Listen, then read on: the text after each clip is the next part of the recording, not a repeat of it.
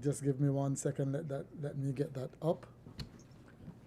And as we get that up, I want to apologize for the absence of the Hebrew lessons, but we will resume next week. Let me. Okay, that's up now. Yes, we will definitely resume next week. Last week we, Nadia, welcome also.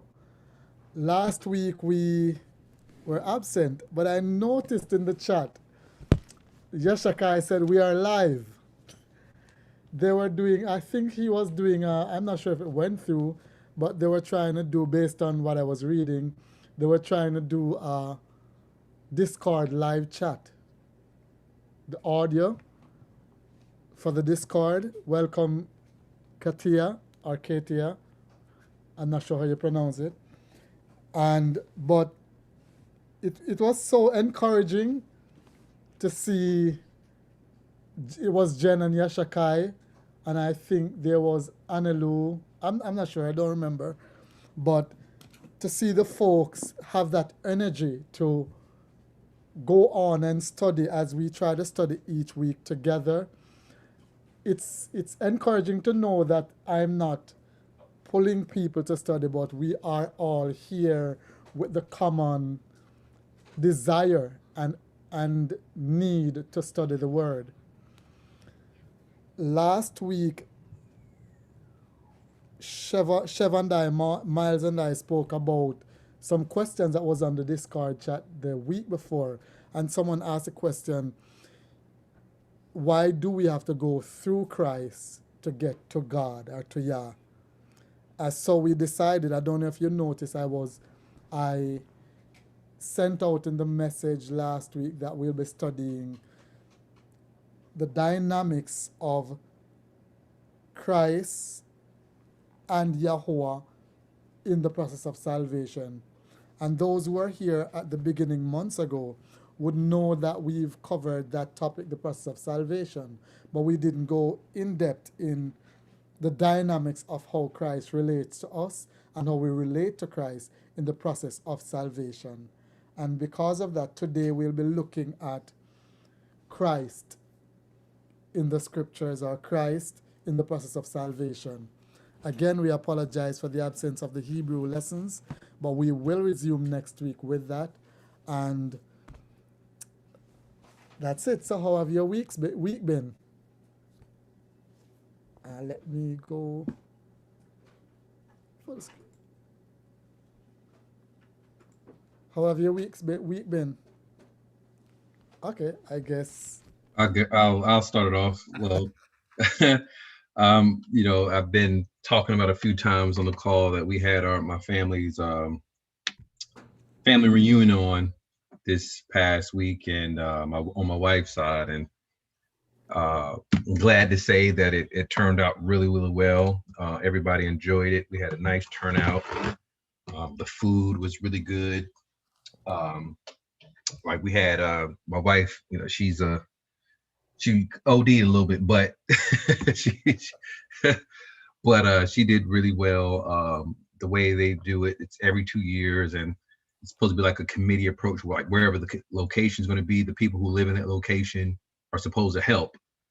But it all turned out well. It fell on my wife, and but nonetheless, she rose to the occasion. Of course, I helped, and another cousin helped a little bit, but she planned it. Outside of blowing the budget, it was really, really well. It raining a little bit Friday, but it stopped by the time we had a fish fry that Friday. Everybody came in, and it rained a little bit, but for the most part, the birds came out. The guy threw down with the fish. That fish was phenomenal. Everybody was talking about the fish. We almost ran out. The people was killing it. And then Saturday, we went to the park, Pullen Park, in Raleigh. It has like a little train. It's a nice, really nice park. Had a guy named Carolina Mo. He's actually a pit master. He actually entered pit master competitions, and he did brisket. He did beans. Did the whole work. So that people love that. And then later at night, we ended up renting out a movie theater. We watched Fast and Furious 9, which is that movie. It's like it's almost anything that defies gravity. It did. It's all laws of nature. But and then Sunday we watched the fireworks. But the whole weekend everybody loved it. The Most High held the rain. We were so worried that it was going to rain the whole weekend, but it didn't. It actually turned out really, really well. People enjoyed our house. They thought it was people came by and thought it was an Airbnb. It's like, no, we live here. But it was really, really good to see a lot of family members and people we hadn't seen in a while, and they really, really enjoyed it. So we're definitely thankful for the Most High that He allowed everybody to arrive safely and then leave and return to their home safe. Toda. I must say, welcome Nardia Simmons. I'm not sure if I had to welcome her earlier. Anyone else?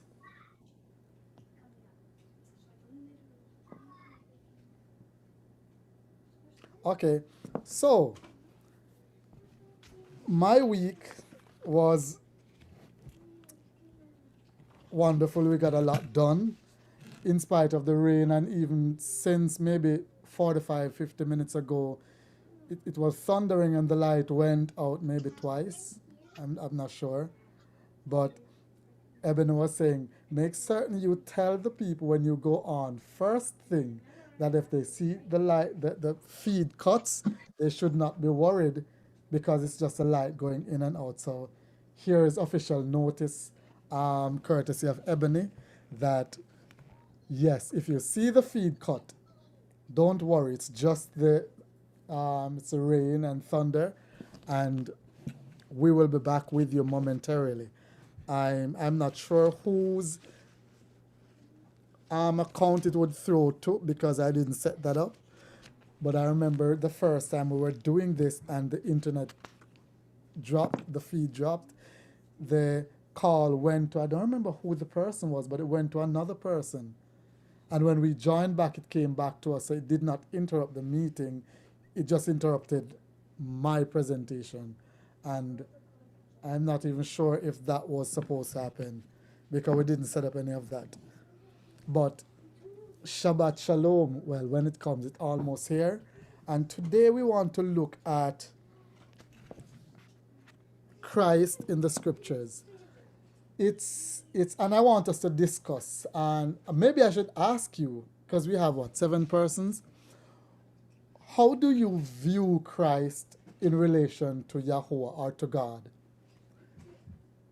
From your perspective, I'm not sure what all the different denominations or belief systems represented here, but in your respective belief system, how do you relate to or view Christ? Because that has been one of the biggest debates in the world.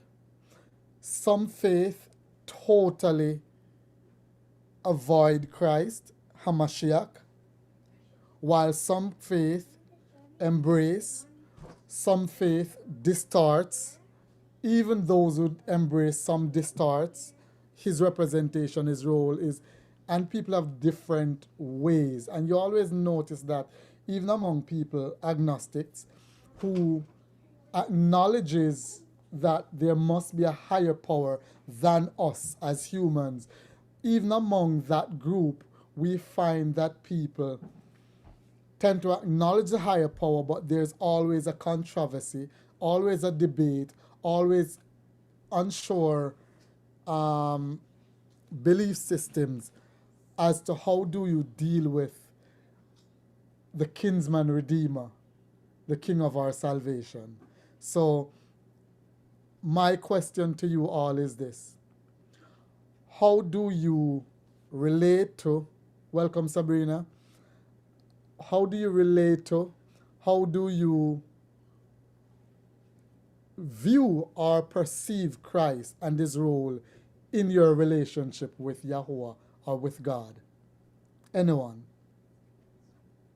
I just want to hear from the family first. I mean, I don't know that I have an answer, but it's interesting because I've been exploring this a lot in the last couple of weeks.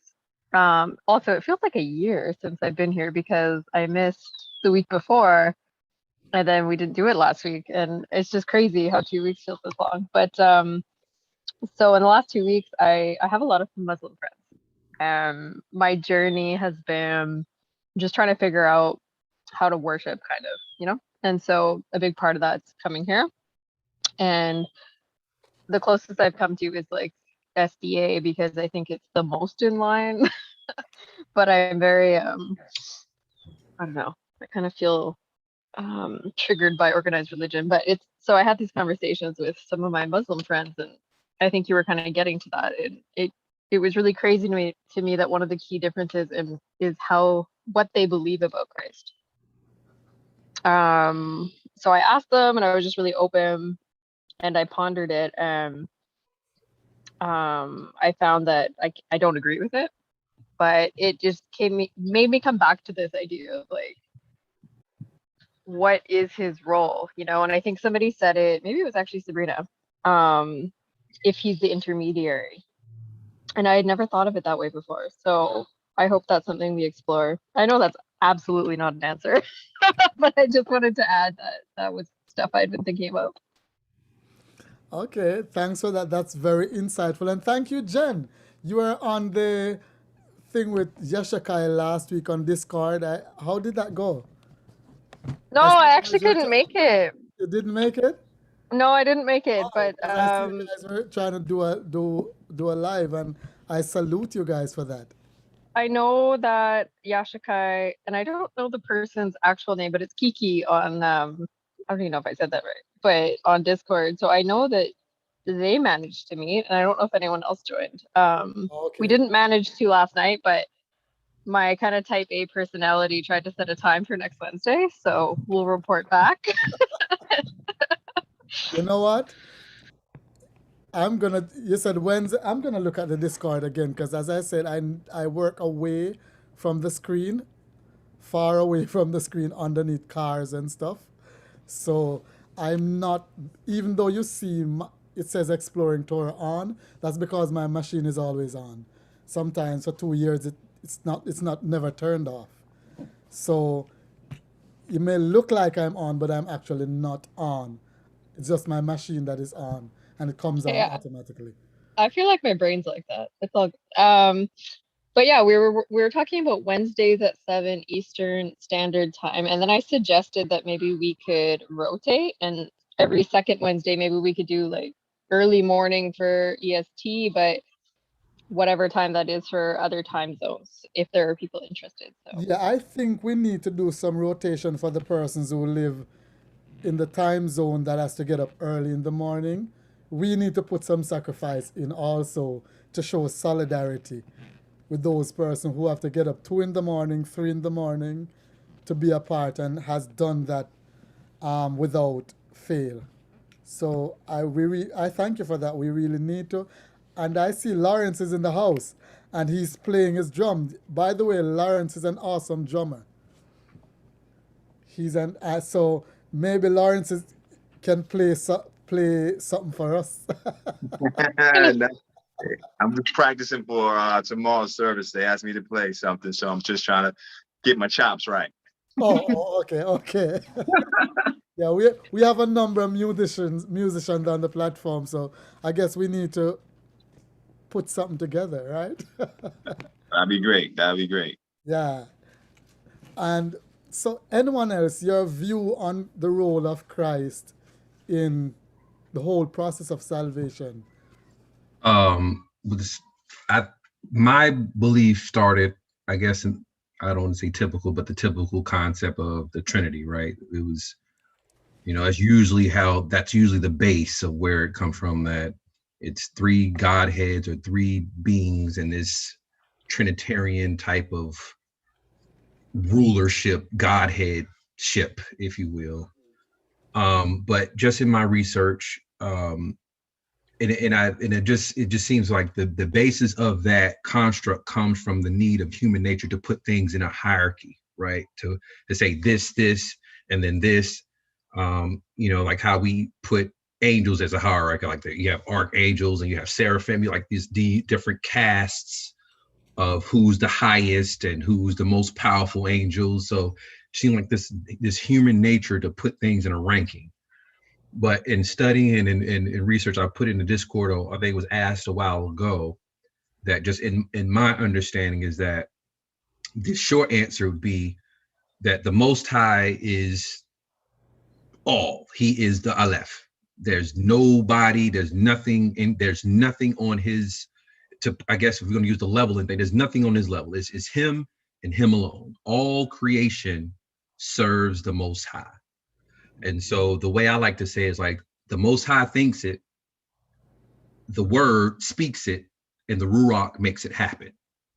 So that's the quick answer. But in a little expanded answer is that it's not to say, and I guess it goes again to the human nature, put a hierarchy that some people might be like, well, if the Redeemer is lower, then how can he be? It's like we have this thing. It's not blasphemous in a sense where if you put the Redeemer below, I hate even using that term, below, after, or sequentially after the Most High, it's not saying that he's less important on what his purpose was. It says his purpose was coming from the direction of the Most High, because he is the promised Redeemer. He was the one sent on behalf, or the one that elected to say, I will redeem man, or buy back man and redeem him back to you. So I don't look at it as just looking at it from scripture. It's not about being less than or lower than or less important. Is that the Most High is the Most High. He is the Aleph, the Yod Hey. That's where we get his name, Yod Hey Wah Hey. He is the Yod Hey. There's nothing. It's not a conjunction. It's not an and or with. It's him and him alone. And then the Wah Hey, the one that was nailed, is the one that was promised. So, just like your breath, if I am my body, but my breath is a part of me, but it doesn't control me. It's not before me. I have to say my words, or I have to breathe my breath, and then it comes after me. It's not saying that my breath or my words have any power over me. So that's how I look at it. That the Most High, just in a quick summation, is the Most High thinks it, the Word speaks it, and the Ruach makes it or manifests it. Okay, I hear you saying that it's like your breath, and I'm sure you're pulling on the Hebrew meaning of ruach, Right. Yes. because ruach actually means breath. Right. So if yes. if the Redeemer is called the Word, and then the Ruach is the breath, so we have the words and then the breath. Yes. The Most High has to utter those things. He has to utter the word, and he has to breathe the breath. And so how can the words or the breath be on the same plane as the body when the body has to utter those things? Right. Or he has to breathe those things. So it's not about a situation, again, where we say that especially when we look at the New Testament, it's amazing how you don't see certain things in the Old Testament, but then these things come up in the New Testament, and we forget that the Old Testament existed before the New Testament. Yes. And so we take where, the translations that says, I am God, or he's saying that he's the Hebrew concept would not saying that he is God. He said on one accord. One accord means I am in line to the purpose of Yah's will. So when he says me and the God are one, or I am God, the translation, of course, to the Greek was saying like he is a God, because their concept of God is like a demigod. They already said he was a demigod by saying he was born, that his mother had committed adultery with a spirit. Mm-hmm. That's virtually what they're saying when he said that the Ruach impregnated a virgin and had a baby. Well, she had adultery with a spirit. That doesn't make sense. And so with that demigod concept, like Zeus, you will then say, well, Zeus must be a god too, because he's a demigod. So that train of thought leads you down a pathway of thinking that when you read in scripture where it says, I am, me and my father on one accord, or I am God, you take it as him literally saying he is God. But what he's saying is that I am in divine purpose of my Father's will. Okay. I am in perfect alignment to that. All right. My mom is here, Carmel. You will see Carmel. We call her Mum or Mumzel. All right. So welcome, Mum. Welcome. And thank you for that, Stanley. And thank you for that, Stanley. And now, so If there's anyone else who wants to say something, anyone else? I'll just add something really quickly. So, recently I've been studying the word one in Hebrew, or had, and something I've been realizing, which is contrary to what I grew up learning, which was in Seventh day Adventism about like the Trinity, similar to what other people have said, is that it is that they're separate. However, like Stanley was saying, that oneness comes from being in one accord with what Yah's will is, what the Most High's will is. And I think in that same vein, we have to think about, like, instead of it being sequential, it's almost like when you consider a circle, that it's whole. However, there's nothing on the circle that comes technically before or after anything else. It's all operating in order to create this whole piece, this one circle. And so that's kind of where I've been thinking about it, and how, we're now called to operate, or as followers of Yah and trying to walk in his will, we are also called to operate as one as well. And so we'd be, operating in the will of Yah and calling ourselves one, one body. It isn't that we are all individuals. We are all individuals, and our actions do affect one another. So we are one body. So that's kind of how I've been thinking about it recently. Thank you for that. These are all brilliant. Well, it's not suggestions, but statements. The next thing, when we look at Christ, there's the conflict of whether he was divine or not, and that comes up when you speak to the Muslim, whether he was the Son of God, or what. And we won't go for this evening. We won't touch the Trinity because we cannot cover the full breadth of this in one evening. We know that. For those of you who've been studying this, realize that it's not a one-off study. If you try to push everything in one study, what's going to happen is that persons are going to get lost, and even the person trying to do it in one study is bound to get lost because there's just too much to cover. But what we will start to do is cover, as you know, my style is try to cover from the root of it. And I do believe that because I think technical, and because my background is in technical stuff like engineering, broadcast stuff, everything starts from the signal, the first signal. You turn the camera on, what happens when it leaves the camera, where it goes next, and it has to follow that order to the TV screen when you see it on TV. We cannot skip the process of the satellite or the whether you're using two-way radios or satellite, whatever you use, you can't skip the process. You have to go through all the process. And I guess it's that methodology is in me where I have to go through the process. So when persons ask you something, you're not just repeating an answer. You know why you're saying that. And if you want to disagree with me, you know exactly why you want to disagree, because I've laid out or tried to lay out a sequence. Now, what we'll be looking at then is why Christ had to be in the middle, per se, because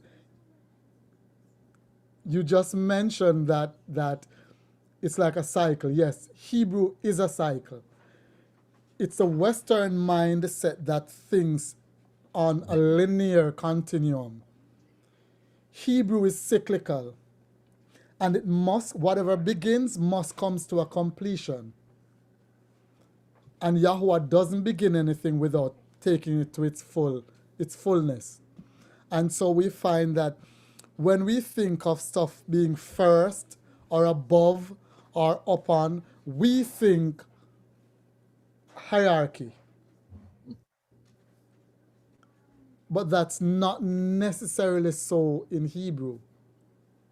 It's more function than it is hierarchy. Yes, we are not saying that Yahweh is on the same plane as everyone else.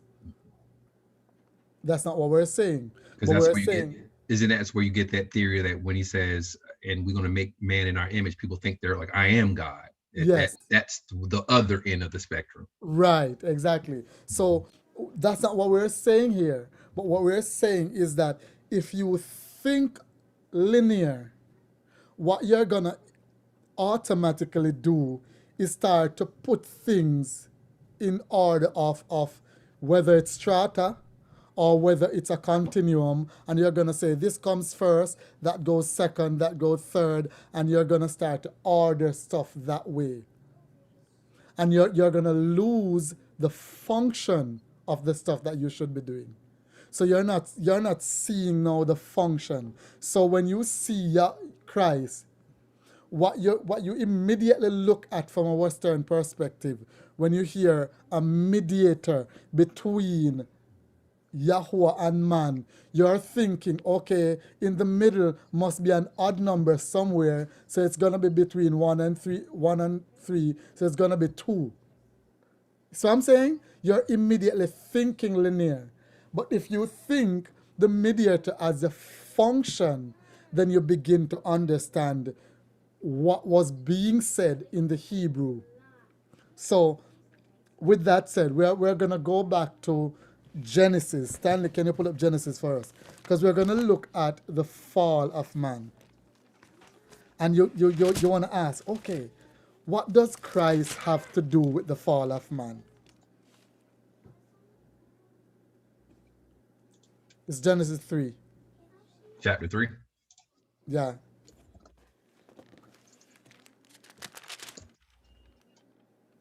All right. Let's see. Start at 1. I'm wondering, if we should start at the last half of 2. I mean, we all read it before, so maybe we don't have to go there. Let's start at 3. Because let me give you an idea where I'm going, where my head is. Okay. I'm looking at who Adam was, how he was created, what was his status at creation, and when he fell, how is it that his fall, his single transgression, could have affected humanity in such a way? And then we're going to contrast that. How is it then that Christ's sacrifice was needed to affect humanity in the inverse way that Adam's transgression affected humanity? So that's why I'm going back to Adam to show you why there was a need for a kinsman redeemer. So I'm not sure.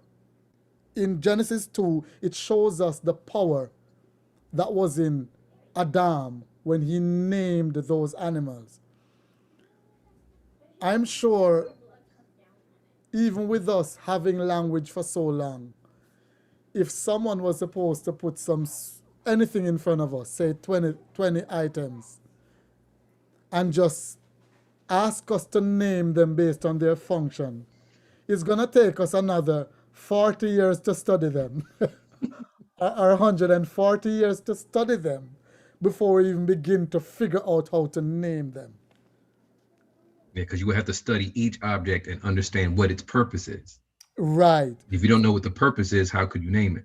Right. So you see, now you're understanding the kind of power Adam had when Yahweh created him.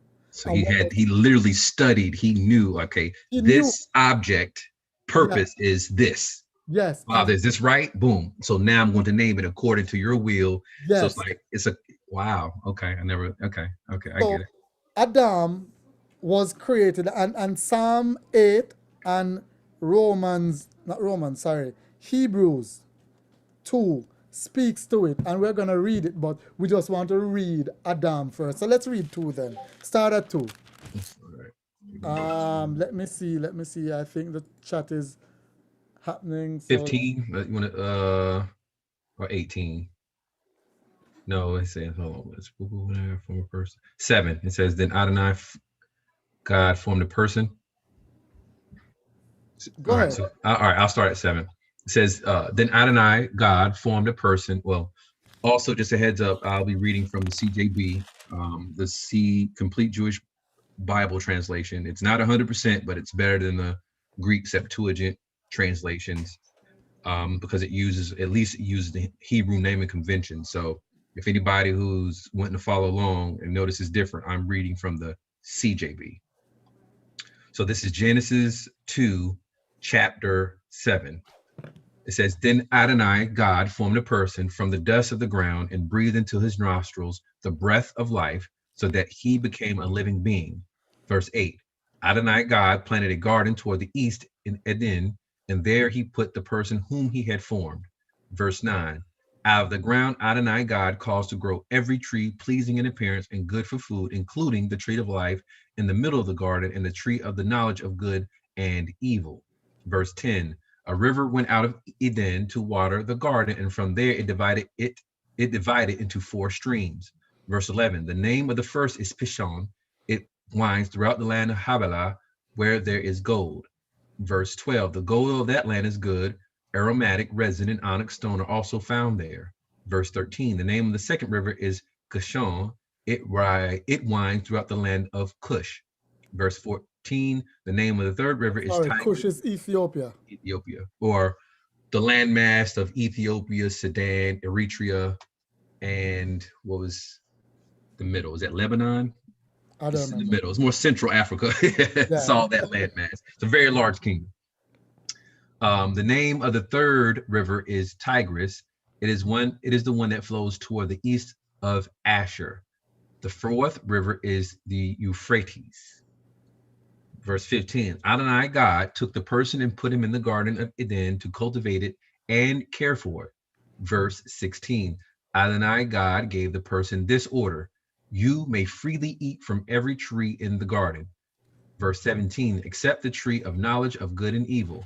You are not to eat from it, because on the day that you eat from it, it will become certain that you will die. Verse 18, Adonai God said, it isn't good that the person should be alone. I will make for him a companion suitable for helping him. Verse 19, so from the ground Adonai God formed every wild animal and every bird that flies in the air, and he brought them to the person to see what he would call them.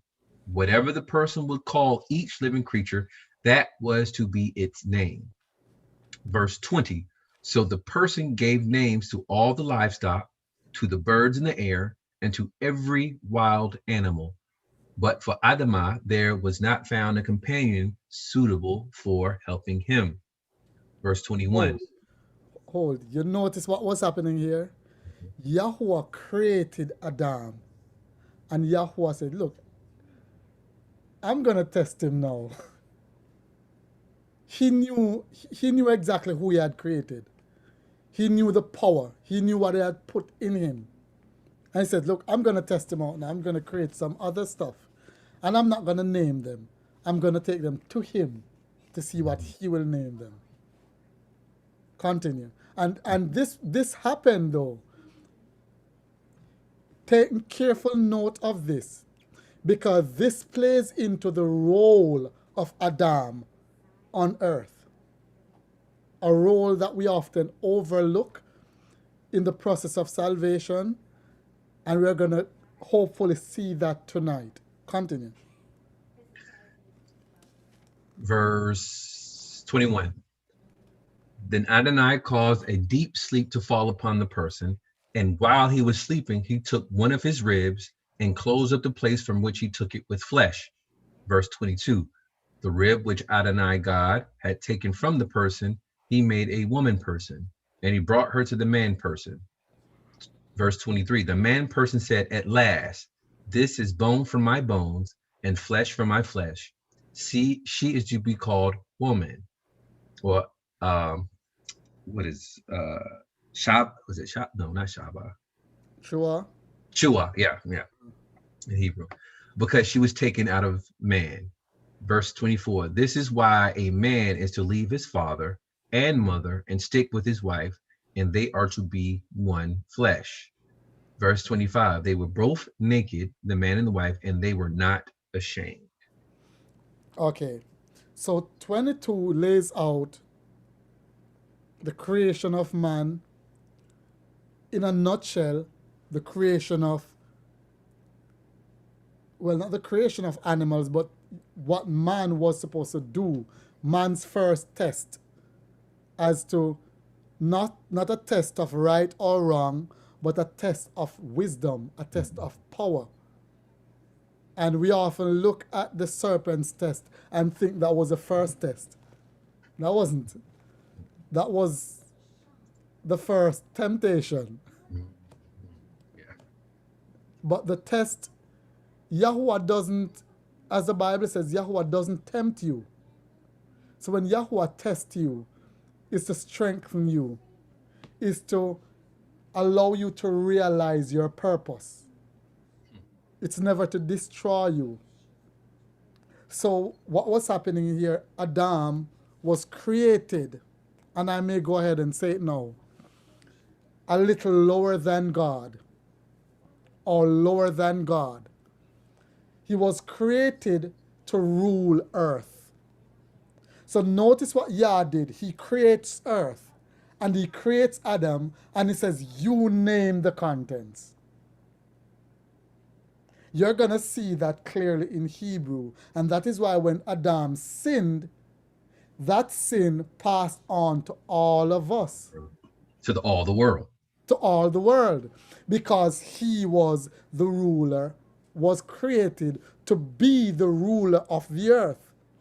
And that is why, again, when he sinned, that rulership now was transferred to Hasatan.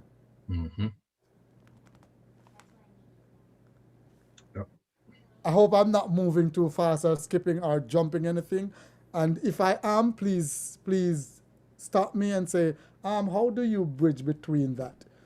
But when he sinned, that leadership, that rulership was now passed or usurped, and it went to Hasatan.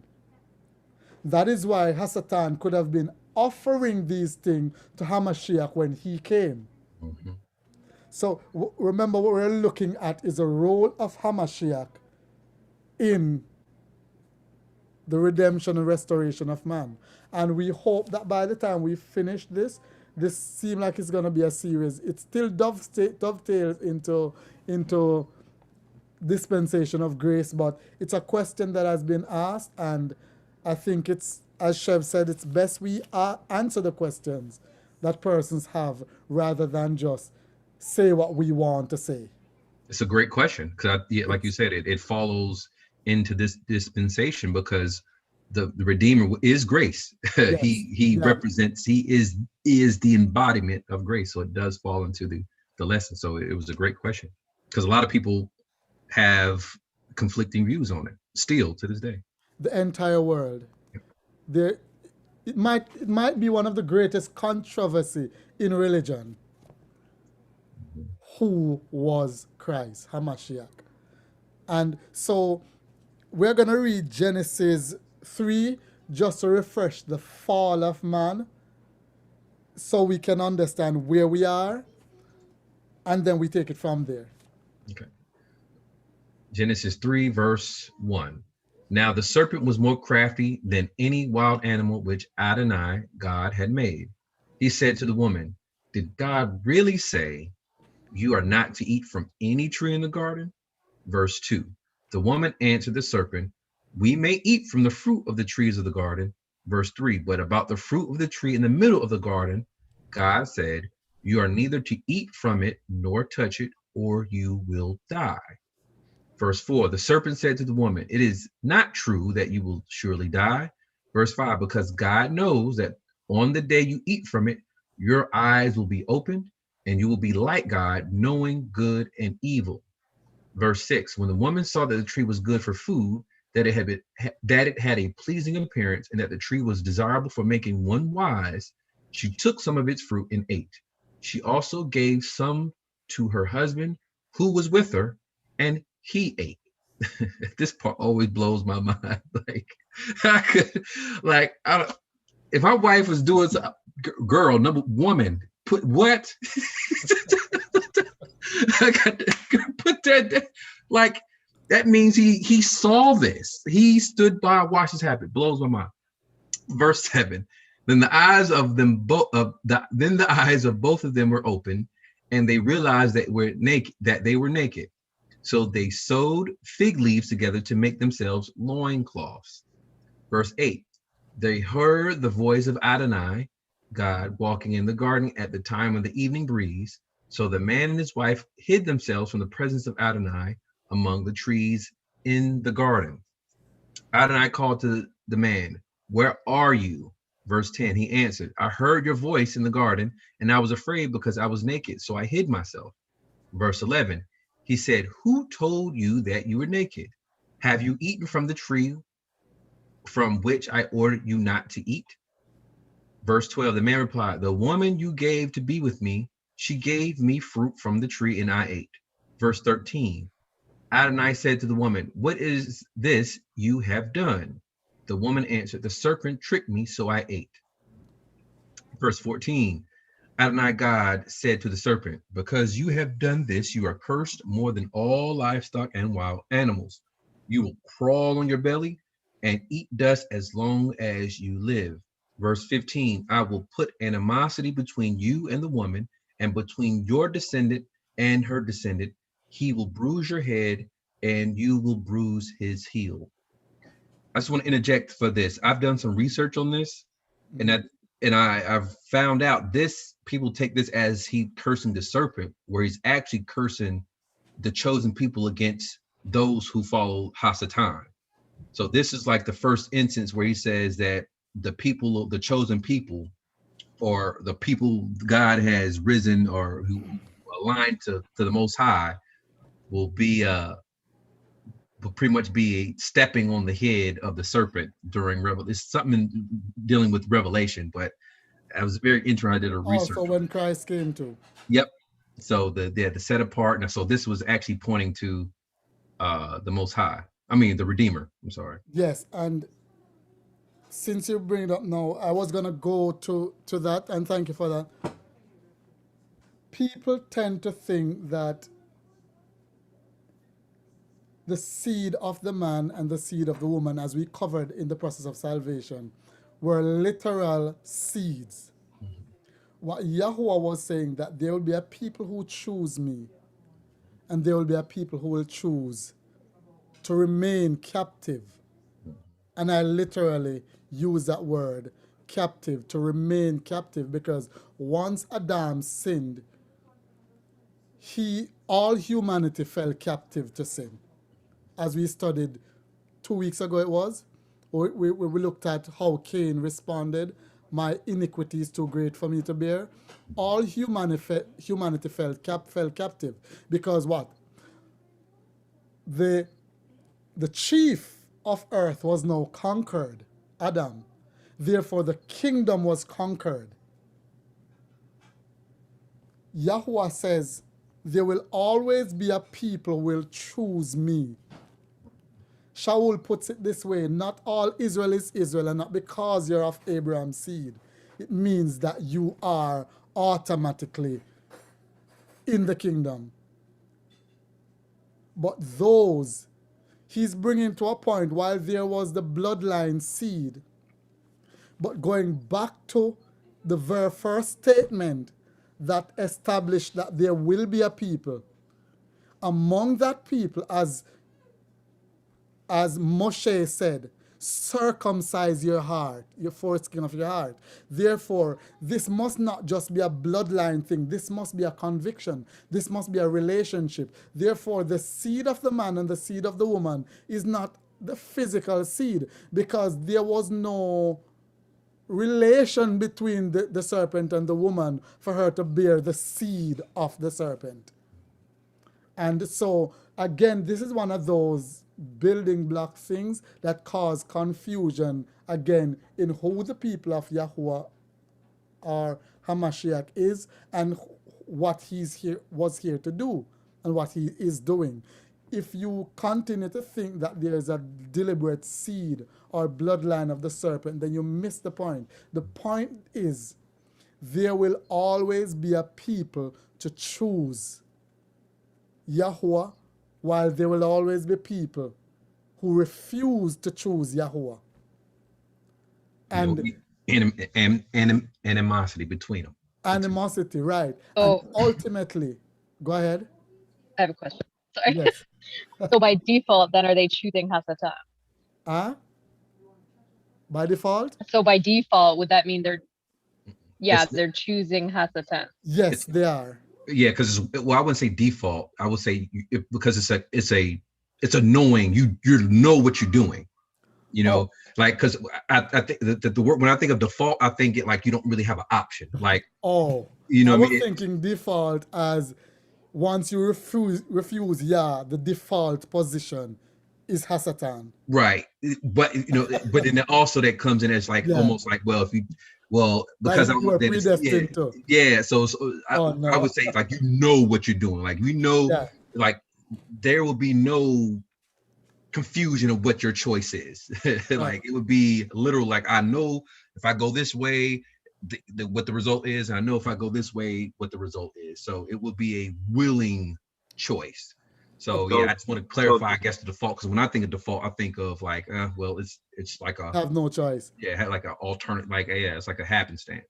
So then it'd be like lukewarm, pretty much, like in Revelation. You lukewarm. And he said, "You make me sick." He said, the literal translate, "You make me want to vomit." Right. Said, "Be you hot or cold, because lukewarm people make me sick."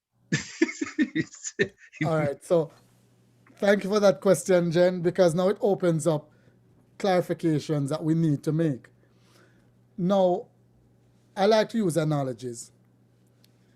If the kingdom is captured, and then for some reason, for instance, whatever that kingdom it be, it may be one country, just picture a kingdom in your mind. And then an ally sends whether it's a ship or an aircraft, however big that needs to be, to rescue the captives. For that rescue mission to affect you, you have to decide to go on board that vessel. If you choose not to go on the vessel, it means you are automatically choosing to remain captive. I.e. Noach. Right. So I don't know if that kind of answers it, but that's my best analogy coming in mind right now. An ark was literally being made. Right. An ark of salvation was literally being constructed. And they's like, nah, I don't need it. Exactly. So here's what's happening now in Genesis 3. A whole lot is happening before our eyes, and by casually reading it, we may not see it. You notice, in addition to the prophecy being made, that eventually someone will come and defeat this general that has now taken captive this kingdom. You don't see the way that he's gonna come immediately by just glossing over. But you see the way he was gonna come by the very way that Yahuwah chose to let me put it this way, that Yahuwah chose to show grace, provision, covering. You saw that an animal was killed, first sacrifice, to clothe the couple. So you see the sacrifice. You see the temporary clothing made by man to cover his own shame and nakedness. And you see the more permanent clothing made by Yahweh to cover him, because his robe, our robe, cannot cover us. Going to Revelation, take my robe, that your nakedness do not appear again.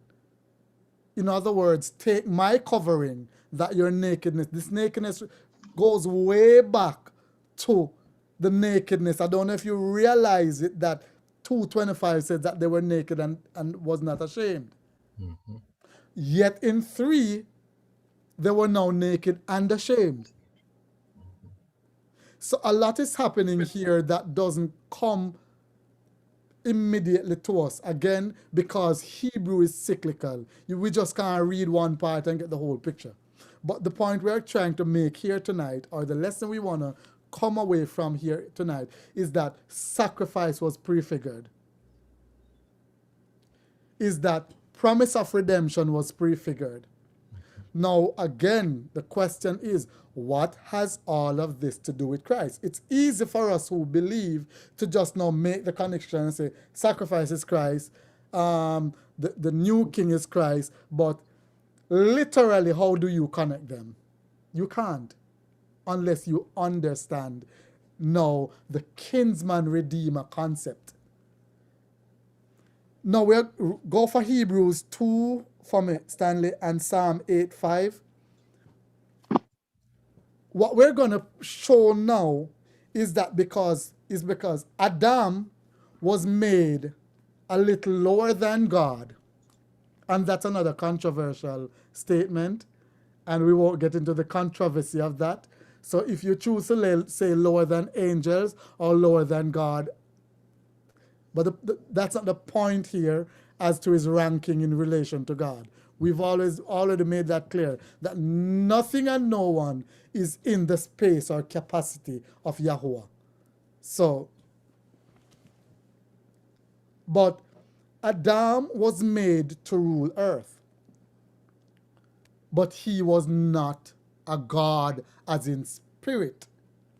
He was flesh and blood. So though he was ruler of earth, he was not spirit. So guess what happened? The devil won that fight in the garden because, one, Adam chose to sin. It doesn't matter what the devil did, as long as he did not hold him and stuff that fruit in his mouth, Adam chose to sin. So guess what? Redemption will have to be a choice. It cannot be forced. We're looking at the role of Christ, and we're building up to it. Find, I think it's Hebrew 2:7, Stanley. And I know you normally read before and after, where it says, so what's happening here now? To regain control of the kingdom now cannot be a force. So guess what's going to happen now?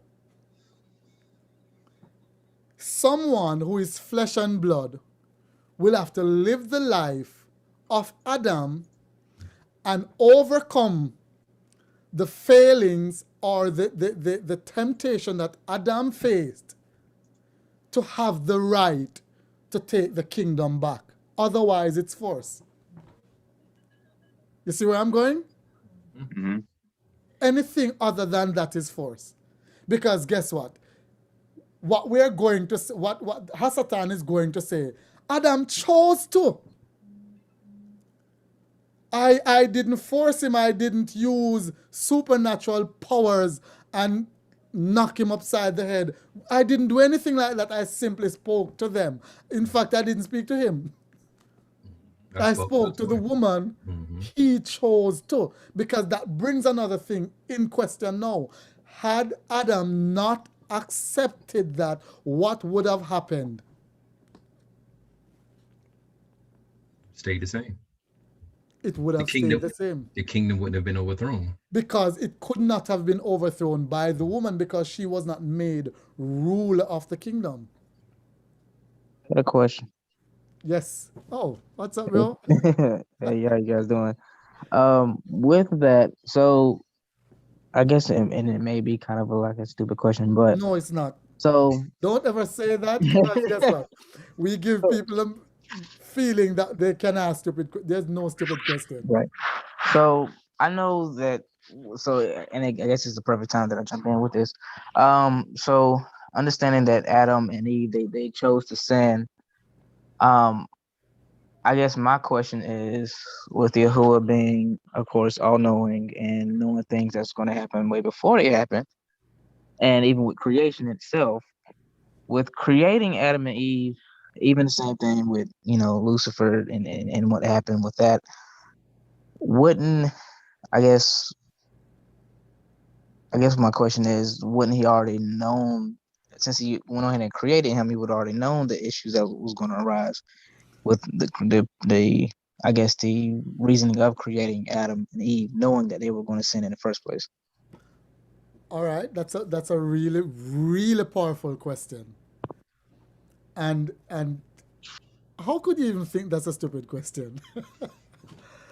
It's But something I've been actually thinking about yeah, for a few days. I'm like, well, especially with all this stuff that's going on, it's like, okay, we were created in his image. And I think it was somebody had I ran across a scripture, I can't remember what it was, but it was saying that he was the creation of everything good and evil. So my question arose, well, with that being, not saying that y'all made people evil, but at the same time we created us knowing what we would do, even with the things of our ancestors, what they did and how stubborn they were and the atrocities they committed. With creating them, knowing that they were already going to do this in the first place. let me Upon see if I can answer that question. And I'm gonna preface with, my wife just says he made us with choice. Simple as that. But That's always yeah, as simple as that. yeah. What kind of God would he be to not give us choice? But let us back up a little on that.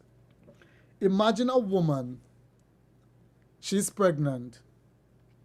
She knows that child, because every murderer, every wicked person you're seeing was born a simple little baby. Mhm. Every single one.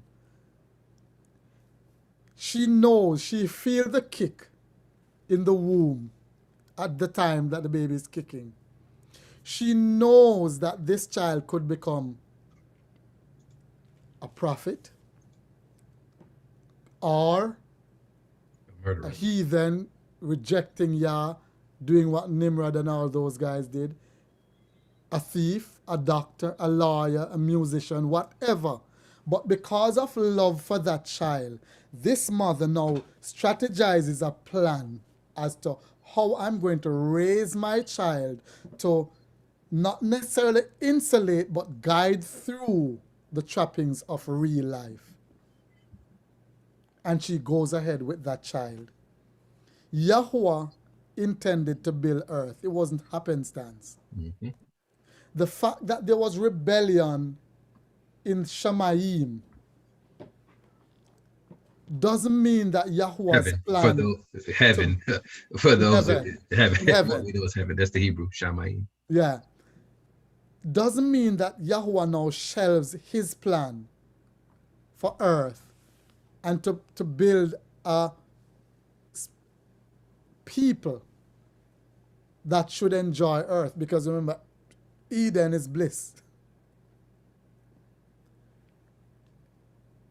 Yahuwah, knowing this, if Yahuwah were to stop everything that he had planned to do because Hasatan had rebelled, then nothing else would happen. Then guess what? The opposite to that is that you would not have been made. We wouldn't have choice. Or we wouldn't have choice. Either of those options, as hard as sin is, as hard as the world is, either of those choices, you wouldn't be who you are today, with the ability to choose. So thank you for that question, and I hope I've answered it to the best of my ability. But going back to what Sean says, he says, we were made with the ability to choose. Because guess what? Yahuwah, anything less than that, wouldn't mean that he would have created minions. Mhm. Mindless souls who just Right. follow Which is instructions. what Hasatan is pushing through Hollywood. Yep. That is why you get that minion thing, which I don't even allow to be played in my house. I tell my children, you're not mindless people. You're not minions. Don't watch it. Yeah. So, I think somebody just put a question too. That's all, and that was another question. Is that he know? And I appreciate the answer because they did answer a little bit, but they asked the same other question is, yes, he wouldn't that knows also every mean, choice. yeah? So every choice that, and that's my other thing. So every choice that we make in our lifetime, whether we decide to do good, whether we decide to do evil, it's already known to him. So I guess nothing would be like most like with our parents, the choices that we make, they don't know because, technically they didn't, I mean, they created us, but not in the spirit sense. But has, and he did. So him knowing us before we even were born, and then up until our death, every choice that we made or have made, even though it is free will, he already knew those decisions were going to be made prior to us making them. And the answer to that is in the very part of Genesis that we're actually looking now. That is why I said there's so much there. The answer to that, and I will put enmity between thee and the woman, between thy seed. He knows what's going to happen. And Yahweh says, I'm going to send a rescue ship. I'm going to send the ark. And the Bible says that, and if you could pull it up for me, Stanley, or find it for me, that Yahweh, there's no temptation taken us, such that is not common to man. But Yahweh will with every temptation provide a way of escape. So he has already planned for all this. Every child was born, of course, with predisposition, because we don't believe that the things that we think of, the things we read, the things we see when in gestation period, that's a woman now, affect our children. The things that we do as men affect the woman, because a part of you, when you get together with that woman, a part of you goes to her. So it actually affects her. It's actually spiritual as well as physical. And I'm not sure of the age of everyone on the thing. That's why I'm just speaking generally. But it's actually spiritual as well as physical. So we need to be cognizant of how you roll. I didn't always know this, but how you roll. So what's happening, that child, when that child is born, is predisposed, yes. But that child also is open to be groomed. That is why Alice Bailey, in her 10-point plan over 100 years ago to a new world order, one of those was to remove the control of parent over their children. That is why it's hard for you to even discipline your children. It's hard for you to do anything to guide your children in this world, because that was already designed, because that now removes the advantage of guiding and nurturing that child. That removes the advantage or the process of, and I will put enmity between thee and the woman, between thy seed and her seed, because this was going to happen through lineage, through rearing up. And as we learned that the word for education, teaching, or learning is to rear up. So the question, Chris, is answered in this promise. Yahweh, yes, he knew it, and that is why he made that prophecy and promised that I will put enmity between thee and the woman, between thy seed and her seed. That he's going to have a people that will always choose him. Always. And this people, this rearing up is going to come through a line that he will choose.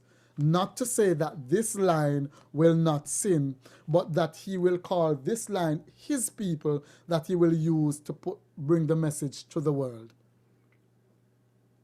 Hope I've answered. Just to add on, I guess it goes into, the next caveat to that is, what is free will?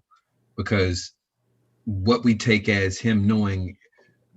The best way I look at it is that not looking at it from perspective of knowing what we will do. Look at it from perspective of he knows the outcomes, what we choose to do when we do it.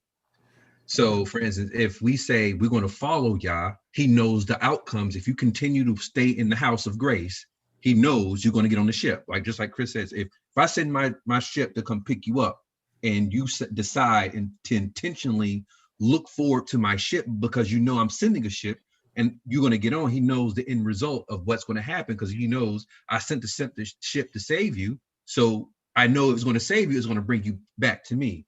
So the flip side is that if you say, you know, I don't want to get on the ship, like we see in Noah, you know, the perfect example of Noah, he knows the outcomes. Like, well, if you decide not to get on the ship, you'll be destroyed.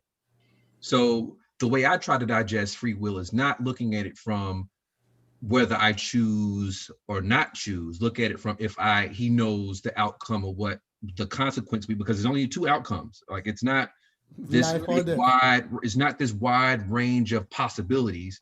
What we may get confused, like, well, maybe, especially when we look at the concept of hell and heaven, or how we look at Hades, how it kind of plays and acts like Hades. Well, what if I do bad, maybe I can have a little free pass where I can go have a little bit of paradise and I can work my way to heaven. It's two outcomes. It's either life or death. So if we get on the ship, he knows what that end result is. If you stay in the kingdom that's been overthrown, you know what the end result is. Mm-hmm. So I try not to look at it as complex as especially how I grew up thinking, that it's not this complex alternative reality like we think of Marvel, where all these different alternative realities. No, it's two outcomes. You get on the ship or don't get on the ship. Right. You know what's going to happen if you stay on the ship. We know what's going to happen if you don't get on the ship. I'm about to say, I think it's a simple matter of asking too. We're connected with the Spirit. Of course, he breathes the Spirit in all men. But I think when you see the downfall of like a King Saul always said, "Your God." He always told the prophet, "Hey, pray to your God." He was connected. God chose him, but he didn't ask. Like when David sinned, David said, "Take not thy spirit away from me." So he was connected. It's the portion of asking and choosing to follow Yahweh's will, you know, because we're all going to sin. We all prone to sin. But I think it's like you said, asking, knowing who you are, asking for him not to take his spirit away from us. And then living in that forgiveness, because a lot of times we can kill our own self by not forgiving our own self. Mm-hmm. And we can fall right off that boat, that slope, and end up drowning.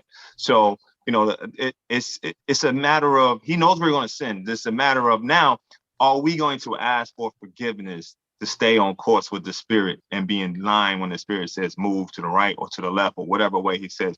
Will we do that? And just like you said, Lawrence, I think we take sin as this absolute thing. Like we think, what's I sin? Oh, it's done for me. I have no chance. We look at that 144,000 number and think I have 144,000 only going to be saved. No, it's we look at we look at things and like, oh man, I messed up. This is it for me. But remember why we got to look at those past lessons, that righteousness is not ever sinning. It's staying off the path. So when you sin, it's saying, you know what? All right, Father, I repent. I know what I did. I know what I've done to you. Let me get back on the path. Staying off the path is the part, again, not getting on the ship. You know, so right. You know, I try to. I know for myself, I've tried to unlearn this complex Marvel universe type of thinking when we think of what God knows about us and free will and all these things. I try to look at it simply. There's two options I'm going to do.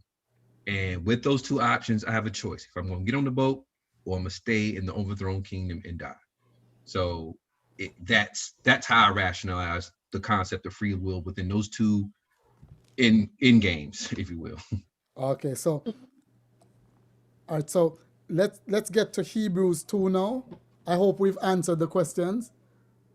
Before you go to Hebrews 2, did we answer the questions? Because we don't want to move away from, I know that this topic is very deep, and I don't want to move away and persons are in an area. I know when I was in school, if the teacher moved too fast, I know where she is, but I don't know how she got there. So But so You know I'm gonna have 100 questions for ask everything them. you say. So no. I'm gonna hold off because I think I need to reflect more. But I appreciate everyone's input, and I think Lauren's actually kind of nailed it for me because it was sounding like I'm on the ship or I'm off. But I'm like, okay, but what about those times I like put my foot on dry land and the ship's still going and I'm not sure, and then You're I gonna let lose it a leg. spin, You and then try am I do back on the that for ship? Am I real. in the water? Do that You know, in real life. You want to, you're gonna lose a I'm leg. Like like, Guess what? because it's like I want to be on the ship, but sometimes I mess up. Guess what? The exfil is happening, but right now we have the map with the path. So once you're on the path, you're gonna get to the exfil area. And when the ship comes, you'll be on it. But for now, what if you get off the path, keep coming back to the path. Because as we said 2 weeks ago, the difference between a righteous man and an unrighteous man is that the Yeah, righteous I man agree does with not that sin. one. Because my thing is, you created us with a. Chris? Chris? Yeah, I'm here. You talking to us? Yeah, in and out. I'm sorry.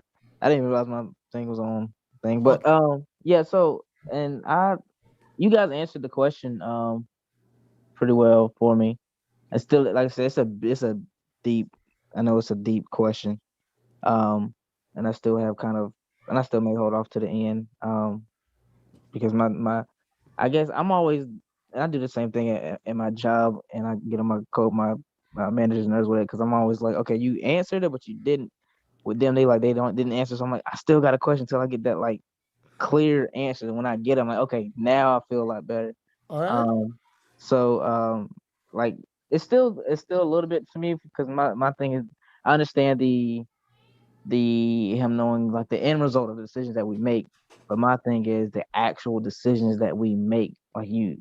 Like okay, say if I created because see then it would mean that he created us not knowing the decisions we make, but we know that's not true. So say if I created something, I have a map out of everything that's going to happen.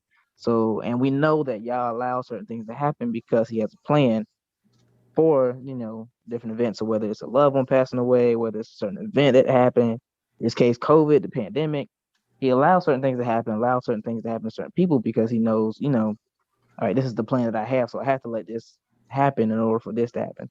So which would also mean for me that he would know like like my thing is every decision that we have made up until this point, he already knew like way before we made this decision. I know he's gonna do that. Like I not like a parent would know, like, oh, I know he's gonna do that even though I told him not to. But like he knows, like, okay, I created you. I know what you're gonna do way before you even do it. I've planned out I guess in a sense, I've planned out your life Can before. I stop you right there? right, it's that Yeah. plan. Yeah. Yeah, that planned out your life. That is where the problem is. Hmm. He didn't No, plan those decisions. That's I have He, a way of sorry. I have a way of thinking about it myself that I came across. Like I don't know if anybody in the group is like familiar with like electrical theory or electronics. yeah. But and there's another way we can, like how water flows in channels, right? It's like mhm, you have different paths, right? If you run the water in the major aspect is whatever you put in is what you're gonna get out. That's Uh, the whole theory of an electrical circuit. So whether you yeah. put it in parallel series, so the input equals the output, and you Yeah. can have a parallel where it branches off at different points, but ultimately everything gets to the same place, if you know Right. what I mean. And Right. okay. if there's this other small intricacy, it might be a bit tricky to comprehend like if you don't follow up with it. But the idea of voltage and current, the current is what passes through the circuit, but the voltage exists, that is the potential difference they call it or whatever, but it exists at both the beginning and the end. So it's like that Okay. life that Yah provides as the input will always, he understands the output. He gave you the paths. He created the circuit, right? And you experience that circuit and you run your course based on the load that is on the circuit, right? Or the light or whatever you choose to do with it. But ultimately he has an understanding of how it's made. But whether you go left or right, you know what I mean? the voltage understands. That is how I understand it. But I can see where it might not make quite as much sense on a simple level. But if it's like water, you have a couple channels in the water. But I mean, if if you have a loop at the end of it, it's going to go in the same circle. I don't know. That's how it makes sense. I think I want to say, I think I know what the young man is trying to. I think I'm trying to figure out what he's trying to say, because he's really trying to say, if God knows my choices, I mean, is he really altering? Is he really controlling this situation? You know what I'm saying? Does he really control? And I'm gonna give you what I believe that, you know, I'm gonna try to give you the answer I believe that I think you're looking for. God ultimately knows that we're going to sin. Mhm. Sin is the wages of death. So he knows that there's either two choices that you're going to choose. You're going to choose death. We're born into sin, shaped in iniquity. So all of us are programmed already to fail. He already knows that. Notice he never told them that they were going to fall. He told them the consequences before they partook in that fruit, what their consequences would be. You know, and it wasn't a guideline about their righteousness, because at the time they knew no sin. So it was no sense of them, you know, to really be saying, okay, I know you're in. But when they took part of that fruit, or whatever that situation was, it caused them to now be in a sinful state. That's why our choices are naturally, we're prone to sin. As a baby, we want everything mine. I'll take it. You know, we don't know the concept of thou shalt not steal, kill. I mean, baby, you're going to take the stuff because that's your natural ability. So what's happening is he knows that we're going to sin. But I think the choice is now the fight to say, will we now show by our character that we're choosing him every day and we're being led by the Spirit? And I think that's, you know, and I think it goes deeper than it goes deeper than choice. He breathes that breath in you. You're connected with him. Everyone is his. Everybody is. Even the murderer is his. That's why the thief in the cross can say, hey, Lord, forgive me for this particular time. He said, yeah, I will forgive you. This day you will be in paradise with me. He didn't go through the 10 steps and the whole 9. He knew by faith, and he saw Yeshua. So he was known that he was going to die. So Yeshua, Yahweh knows that we're sins. We're on that path of unrighteousness. So that path is already set for those who don't want to follow him. So the choices that we make are naturally choices that we're going to continue to make. But when we start to make our characteristics form naturally towards him, and we start getting in line with the Spirit, not walking in the Spirit, not in the flesh, then we're starting to say we're on his. So I think it's not a matrix thing. It's a choice thing, but it's a spiritual thing grafted inside of that thing. So he knows we're going to sin. It's not about if we're going to sin. Does he know we're going to sin? Well, does he know I'm going to make that choice? He know you're going to sin. But the thing is, he wants to see if you're going to now choose to follow in righteousness, to follow that path. And guess what? He knows we're going to sin, and he's doing everything to help us not to sin, except to make the decision for us. Exactly. And that's where our choice comes in. And that's where the choice to say, you know what? Yeah. I've got to now follow him. So don't wrap your mind about, you know what, is he work? If he knows what I'm going to do, why am I still fighting? No, it's not. I have to continue to fight. So I have to take the cookie and not take the cookie today. Right. You know what I'm saying? I have to continue the way when I hear you explaining it, how I'm seeing it is like you got, like you said, 2 paths, right? If you go left, the left path has a lot of mud on there. So if you go left, your feet are going to get dirty, right? And then it's like you have several points where you have signs saying, hey, turn right for sand or something like that. And it's a repeating sign, and you get the option. It's like the more you walk on those paths, the less dirty it gets. And you can always choose to go back on the muddy path at your own will, but understand that Yah has the sandy path directed. So I guess, that's how the picture was painted mentally just now. And he says it clearly. He says, I put 2 roads before you, life and death. Life and death. And I encourage you to choose life. Because, and when he says he put 2 roads before you, he doesn't literally put death before you. Mm-hmm.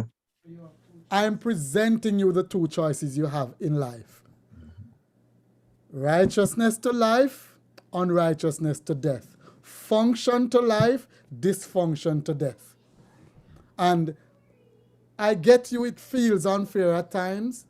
Again, from our Western perspective, why did God create us knowing all this would happen? And the question I sent to myself is, would you have preferred not to be here? Then I said, okay, you know what? I prefer to be here and have the choice. Have the choice. Because I can't think of not existing. No one knows what that looks like. But thank you for that question, though, Chris. And I can see that it resonates because I think, yeah. And even though I'm thank you sure, for your question too, as well. yeah, I'm sure that we are not done with these two questions yet. I'm 100% sure we're not done. But guess what? Some things will come clear to myself and to you as we move forward, as we go in the scriptures. So we're back to now, not back to, we're still on Adam, and we're at Hebrews 2:7, Stanley, where Adam, the significance of Christ comes in understanding the role Adam, or the function of Adam. And why is it that there needed to be another similar general to retake the city? And that's why Shaul calls him in Romans 5 the second Adam. Because Yahuwah couldn't just come and say, you know what? I'm going to come and I'm going to live in my full form in the space of human, and I'm going to make he can't sin. That would be unfair, right? Because then that would give Hasatan a win. Because like, see, you can't beat me unless you're divine. Yeah, like you cheated. You can't beat me. Unless you're divine. I beat your best human. The human who knew you face to face. I beat him. So you gonna try to come beat me as a spirit? It's unfair, God. Yeah. So here's what Yahweh is gonna do. He's gonna send another human who's gonna face all the temptation and overcome them. I think we're talking about Hamashiach, right? Absolutely. Another human who's going to face all the temptation and overcome them so that he can have the what? Power and the right to retake the city. Because guess what? The missiles are waiting. Yahuwah's army is waiting, but he cannot destroy, because guess what? If your soldiers are behind enemy line, you're not going to fire missiles on that territory until you have exfiltrated your soldiers, right? Or the civilians. So if the civilians haven't cleared, you're not going to send missiles on the civilians. When the exfil takes place, when the ship is left, because you're going to give a coordinates to the exfil spot, right? Which is a path, Torah. Coordinates to the exfil spot. When that is done, guess what is going to happen? He's going to now bomb the enemy. That's where Revelation comes in. But guess what? He has to rescue us first. He has to get the civilians out of the line of fire, because it's going to happen, right? It's going to get just like he did with Kohath. He said to Moshe, step aside. Step aside. And Kohath, they're running up his mouth. He said, step aside. Step away from him. And before he knew it, he was in the earth. He didn't even know what hit him. The same with Noah. He said, I gotta get my people out. Let me get my people out first. Yeah. So exactly. So Yahweh says, I'm gonna do the exfil, but here's what. You have to stay on the path, because that's a coordinate to where the exfil spot is. What is in the military? The pickup zone. You gotta go 2 clicks north and 3 clicks west and up here the hill and climb a rope. So if you fall off the path, just come back to the path, because that's the only way you're going to get to the exfil. Because I gave you my map, which is right. Cool. Not that you won't fall off, but when you fall off, Chris, that was the fail-safe that is put in place. The path, Torah, that when you fall off, just come back to it. When you fall off, it doesn't mean you're condemned. It just means that this is the answer to my knowing that you are going to fall off. I think I Right. may.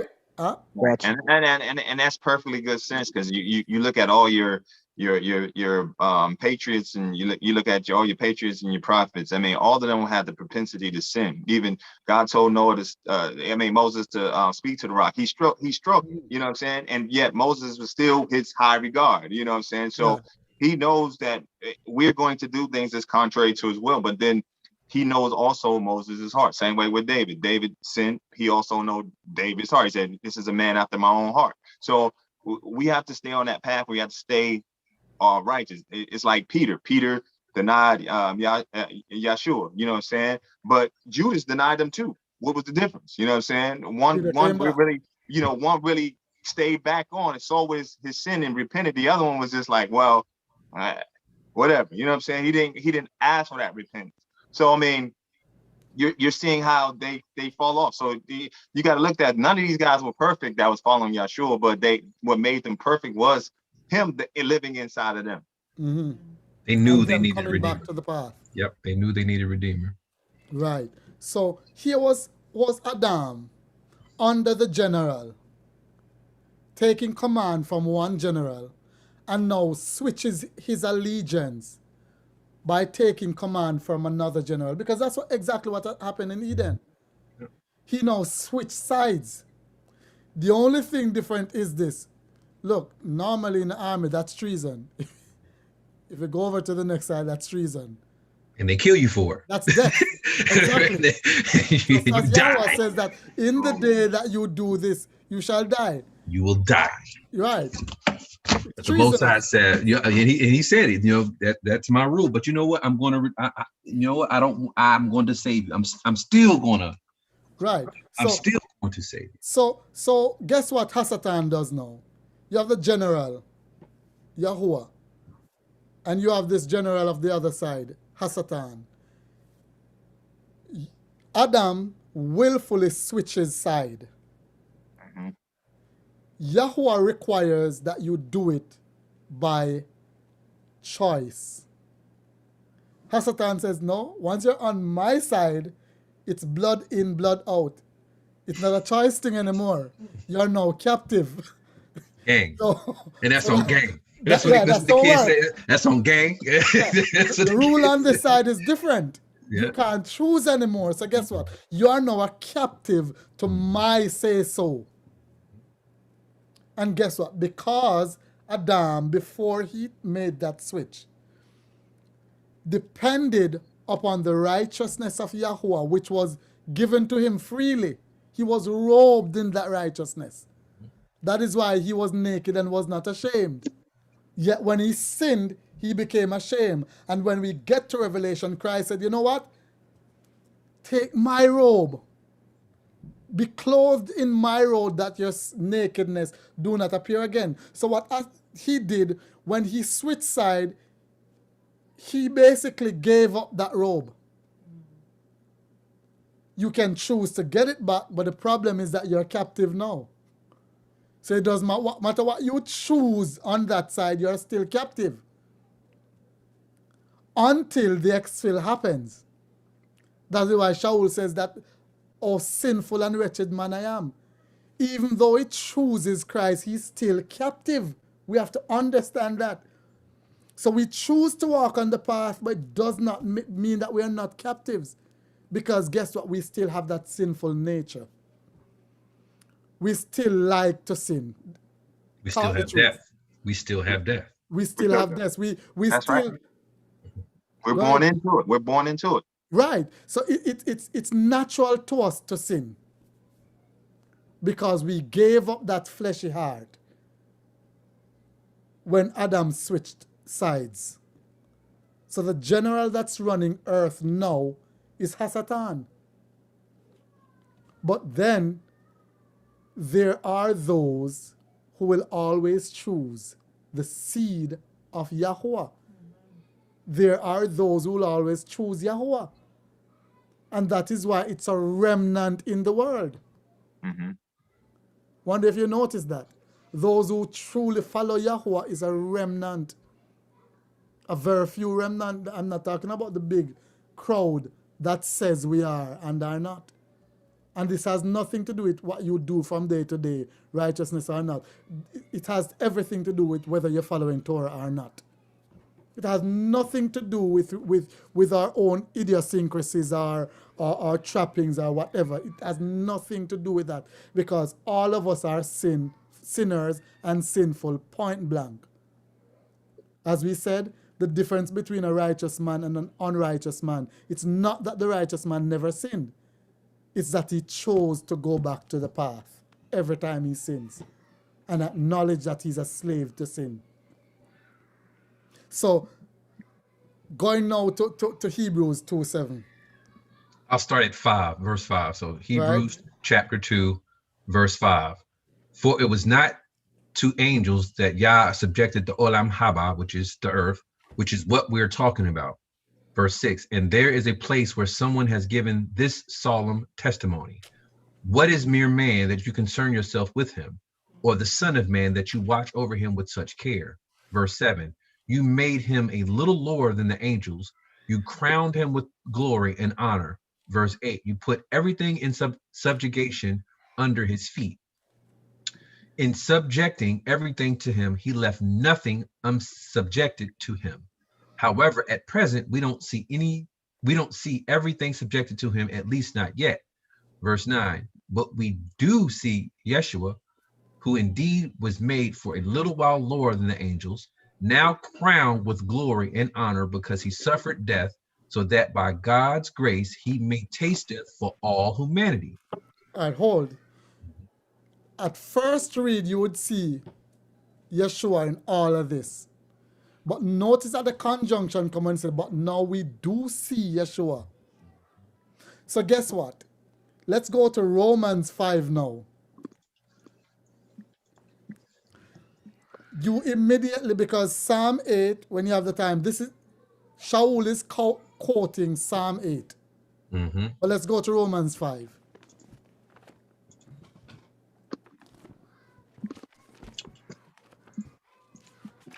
And we are going to see that how now the contrast between what Adam should have done and what Christ accomplished where Adam did not accomplish. And that's what Hebrews 2 was showing you just now, where Christ accomplished what Adam did not. Did you want to go ahead and read Psalms 8, it's verse 5 and 6. Yeah, read Psalm 8. So we can connect it to Hebrews 2. Yeah. So Psalms 8 verses, let me start with 3. Mm-hmm. When I consider your heavens, the work of your fingers, the moon and the stars, which you have set in place, what is mankind that you are mindful of them, human beings that you care for them? Verse 5, you had made them a little lower than the angels and crowned them with glory and honor. Verse 6, you made them rulers over the works of your hands. You put everything under their feet. Verse 7, all flocks and herds and the animals of the wild. Verse 8, the birds in the sky, the fish in the sea, all that swim the paths of the seas. Verse 9, Lord, our Lord, or Adonai, our Adonai, how majestic is your name in all the earth. So this is literally verbatim what we just read in Hebrews. Mm-hmm. Yeah, And literally. Okay, let's go to Romans. And then Romans 5, I'll start with verse 6. Romans chapter 5, verse 6.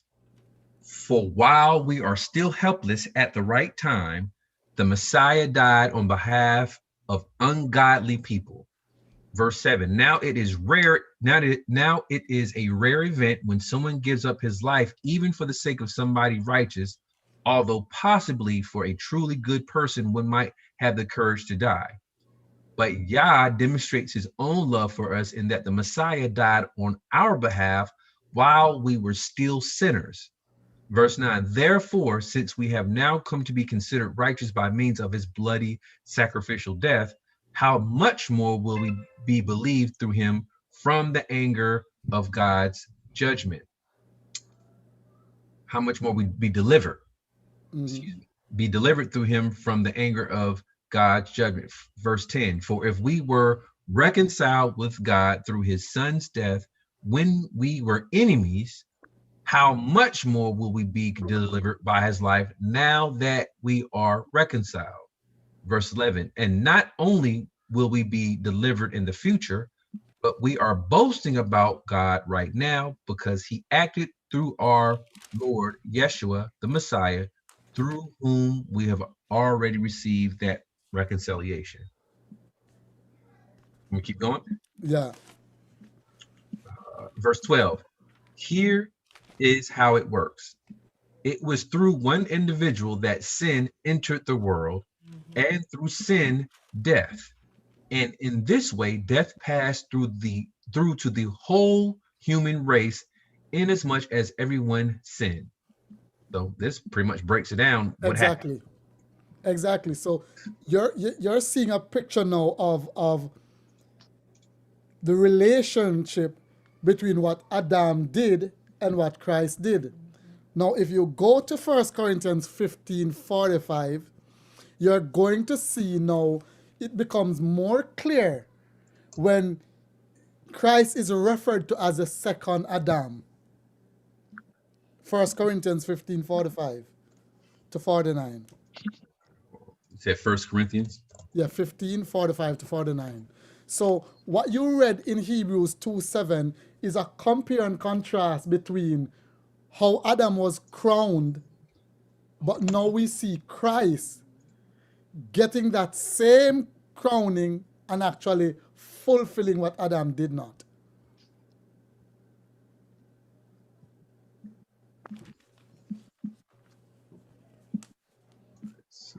You will continue reading in Romans? No, You want me 1 to- Corinthians 15:45 to 49. Okay, 45. Okay. This is 1 Corinthians 15 verses 40, starting with 45. In fact, the Tanakh says so. Adam, the first man, becoming a living human being, but the last Adam has become a life-giving spirit. Verse 46. Note, however, that the body from the spirit did not come first, but the ordinary human one, the one from the spirit, comes afterwards. Verse 47. The first man is from the earth, made of dust. The second man is from heaven. Verse 48. People born of dust are like the man of dust, and people born from heaven are like the man from heaven. Verse 49. And just as we have borne the image of the man of dust, so also we will bear the image of the man from heaven.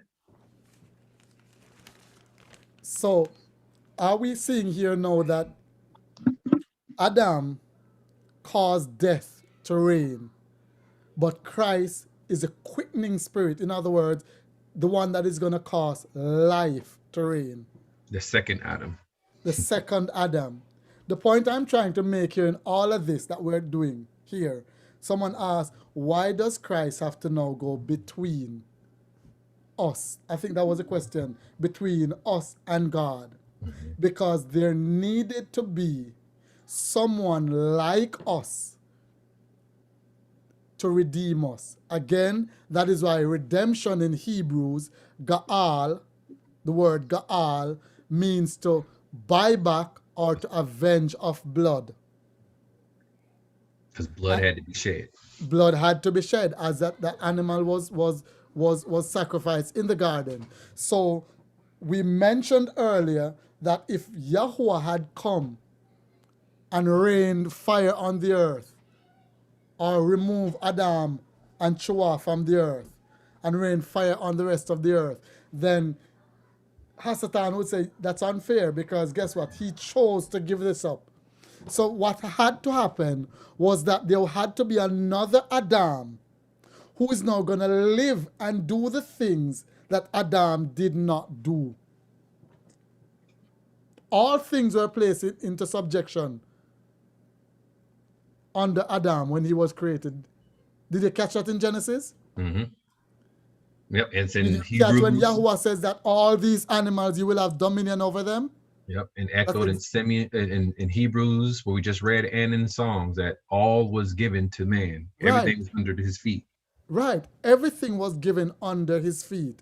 And when he gave that up, I don't know if you realize that's when animals rebelled. That's how we got the dinosaurs. Right. That's how you had thorns and all that. You remember that statement? Thorns, thistles. Do you notice that Yahweh, in speaking about the New Jerusalem, then says, the lion and the lamb will play together, and they shall eat straw, and the little child shall lead them? That's a reversal.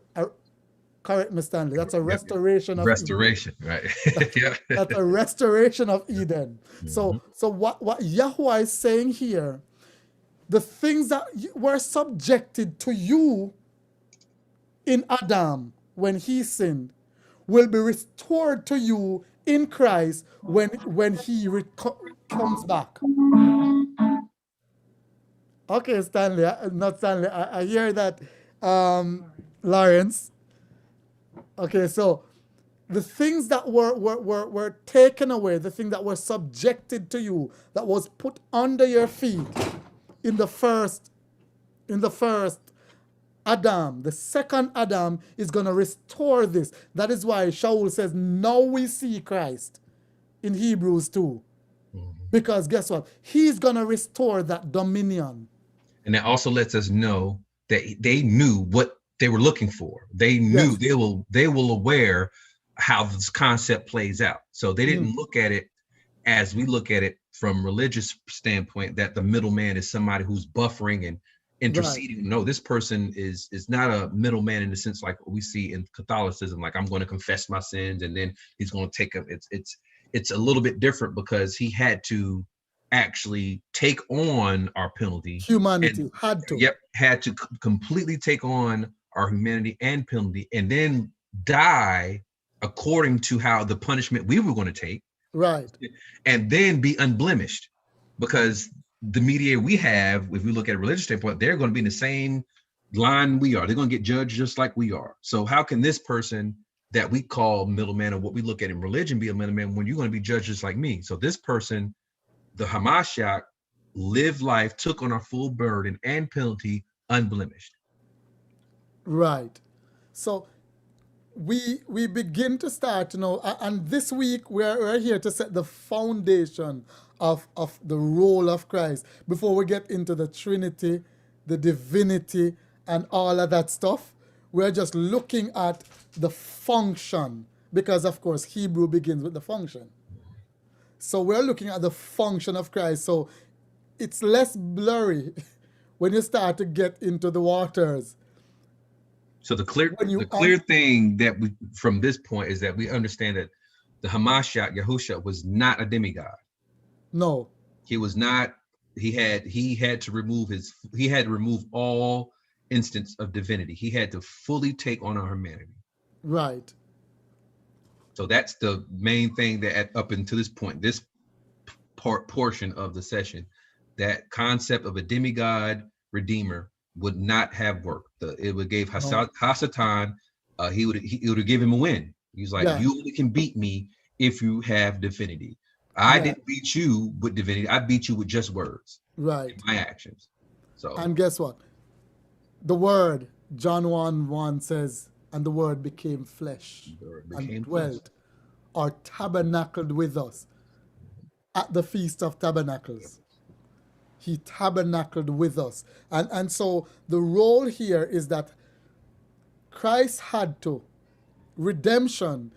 It's interesting how the entire Hebrew language is structured. You wonder, okay, what word would we have had before, for instance, Ga'al, redemption? It's like the language, I can't even explain it. The language is structured around our relationship with Yahweh. It's a living language.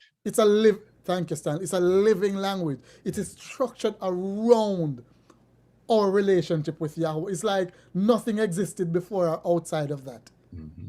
Because all of the other languages comes from the Semitic language. Therefore, they didn't even have language before. We didn't even have English. Well, English is a baby, really. Right.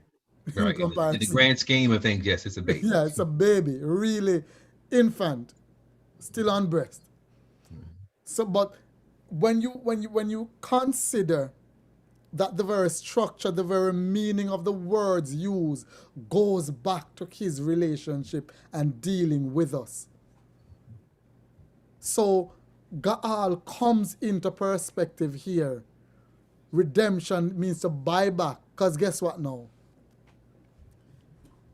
The Bible says that almost all things in the sanctuary is purged by blood. Wherefore, without the shedding of blood, Hebrews, I think it's 9, there is no remission. There's no That is buyback. why the animal was killed. Because guess what? Adam sinned. He chose to sin. But the devil said, no, you're on my side. Guess what? You have no choice to go back. You are captive to me. So guess what? Yahweh is going to have to buy you back. Because guess what? You have now sold yourself. You sold yourself. Yeah, he literally say here. So he's going to have to buy you back. The only difference is that when he would have bought us back, he's going to destroy the captor. So it's not that we cannot see Christ's role as a wall between us and Yah. See Christ's role as a function of why we are saved. So for the original question maybe a couple of weeks ago that Chef brought to my attention, Christ is not standing between us and Yahuwah as a barrier, but as a bridge. He bridges the gap between us and Yahuwah, because Yahuwah could have destroyed Hasatan, but he would have had to destroy us also. At all creation. All creation also. So the outcome is this. You know what? Save humanity and not destroy all humanity with Hasatan. As we would say in Jamaica, throwing out the baby with the bath water. And heaven. So actually save heaven and humanity. Right. Exactly. Everything that exists outside of himself and those who are righteous. So the takeaway, as Stanley said, is how we relate to. If you just repeat that for me, Stanley, because I can't say it exactly as you did. Which takeaway from this? The takeaway from this. Oh, that the Messiah was not a demigod. He was not half. He was not half man, half. He wasn't anything that we come to understand, that he had to retain his divinity to defeat Hasatan. Hasatan would have had a win, would have had actually validity to say, you can't beat me unless you have divinity. Right. And now Hasatan had total control and right to humanity. Mm-hmm.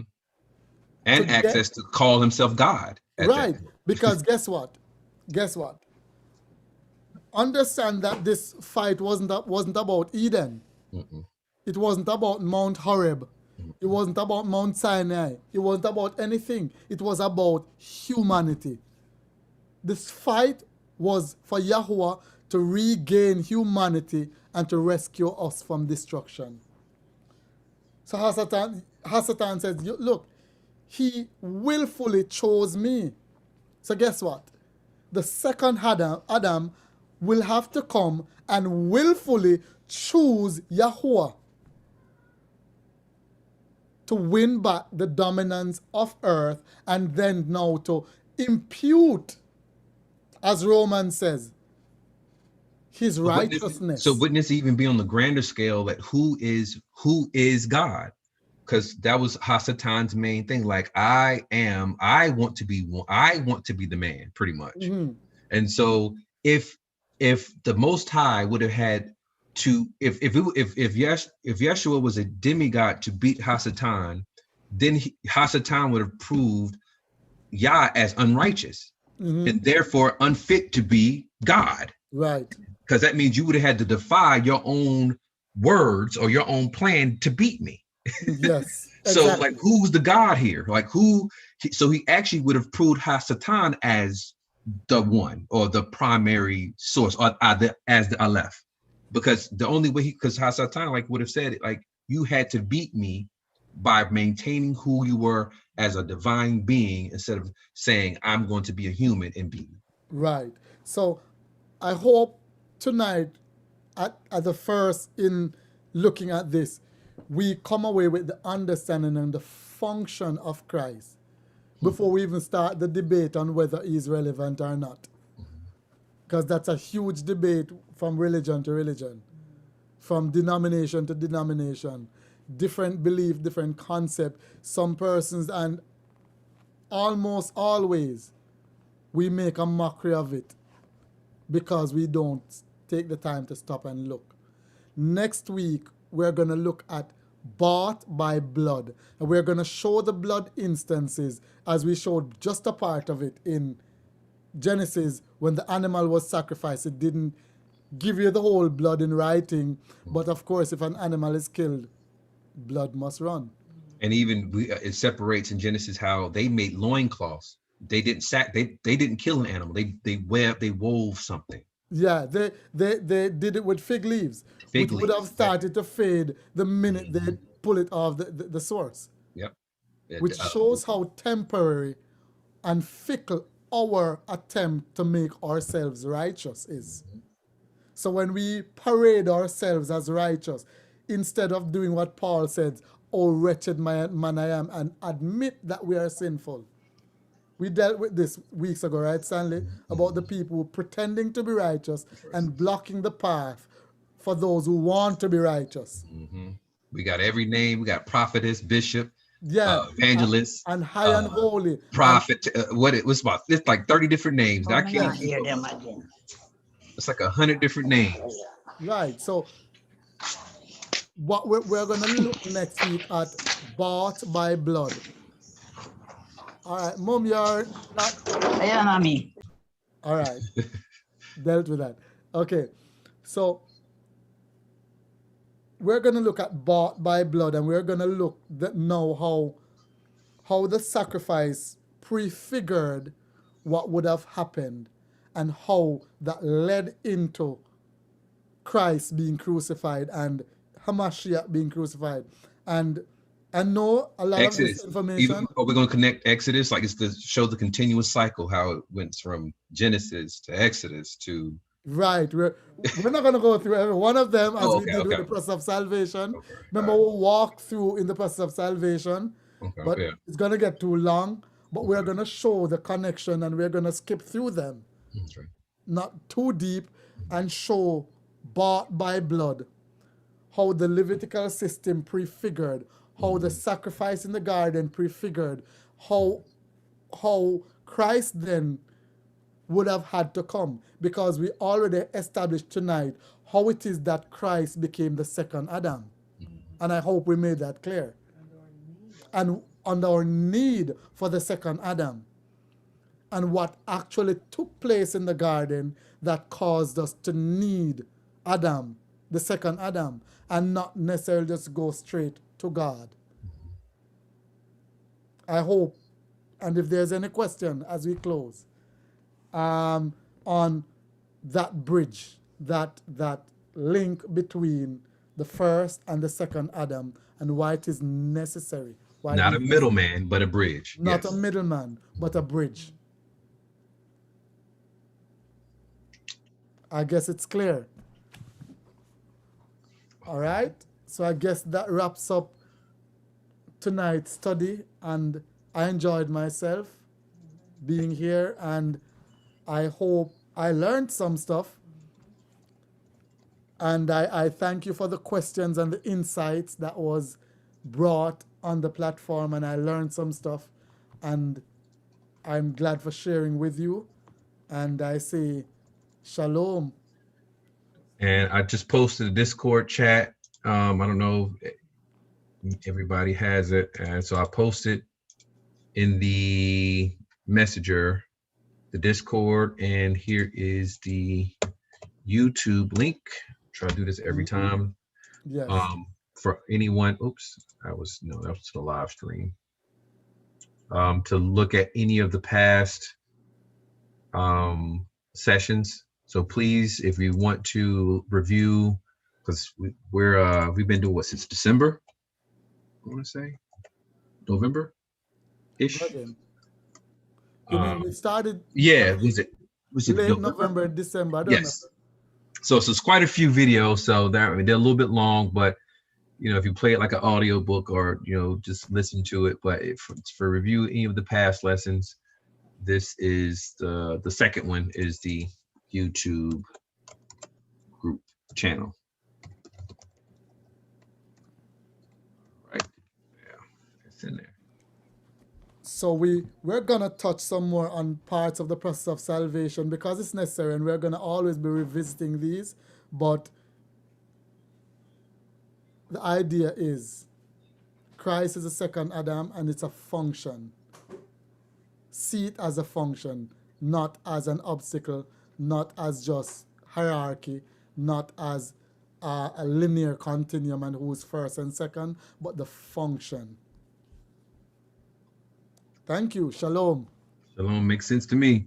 Anybody has any remaining questions? I'll be up for a little bit. I'll be in the Discord. So if you any more continued questions or comments, please post it in the Discord. I'll be on for a little bit. Chris, you'll be on? Yes, I will be. All right. Peace and blessings. Shalom, everybody. Shalom. Thank you. Shalom. Shalom.